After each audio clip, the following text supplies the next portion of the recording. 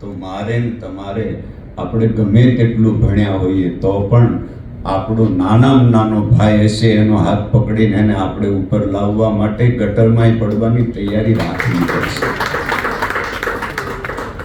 એનું નામ જ વસંત ઉત્સવ, એનું નામ જ હોળાષ્ટક છે.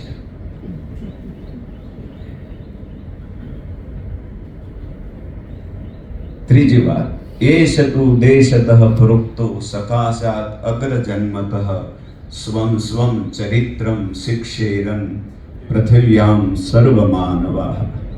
દુનિયાના દેશોના માણસો હિન્દુસ્તાનમાં ચા પીવા નથી આવતા, અહીંયા એને મળે છે.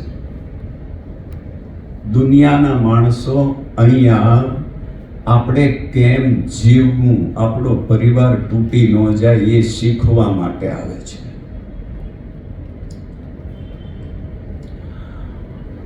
ત્રીજી વાત,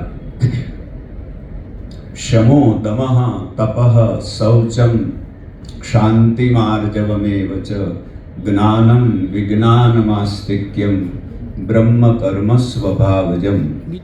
ગીતાનો 18મો અધ્યાય કહે કે આવો જેનો સ્વભાવ હોય,